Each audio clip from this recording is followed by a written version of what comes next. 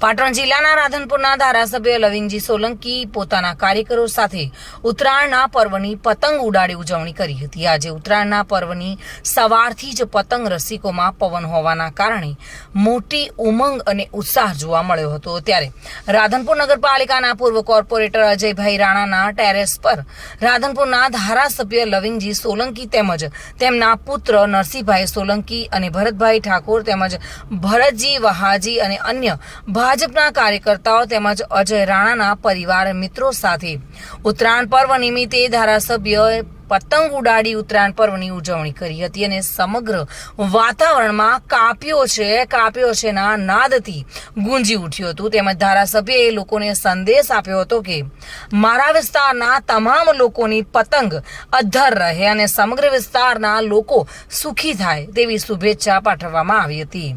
તેમજ લોકોને અને ગાયોને ઘાસ તેમજ જરૂરિયાતમંદોને દાન કરી ધારાસભ્યએ પોતે ગાયોને ઘાસ ખવડાવી તેમજ ગરીબોને દાન આપી પોતાની જાતની ધન્યતા અનુભવી હતી। ખૂબ જ આજે મકર સંક્રાંતિ ઉત્તરાયણ પર્વની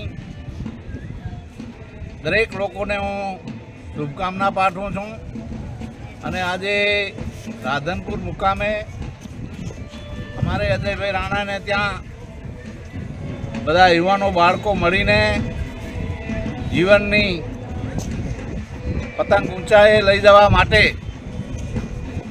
એ પતંગ આજે ઉત્સાહ વધારી રહ્યો છે। એમાં હું શુભકામના પાઠવું છું કે આજે એ લોકોના સુખાકારી માટે લોકોને ઉત્તર પ્રગતિ થાય એ માટે એમની પતંગ ઊંચાઈએ ઉડે એવી શુભકામના પાઠવું છું। સાથે સાથે આજે પણ એક પુણ્યનો દિવસ છે, ધર્મ કરવાનો દિવસ છે, એટલે ગૌશાળામાં કે અહીંયા ગાયોને પણ અમે એ લીલું ઘાસ ગૌ માતાને પુણ્યના રૂપે ગૌ માતાને ઘાસ આપવાના છીએ એટલે ખૂબ આનંદની વાત છે।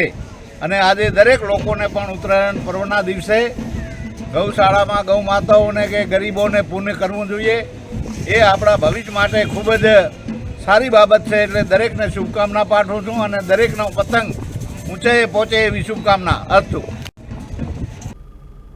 વસંત કડિયા સાથે bureau report, today Gujarati news.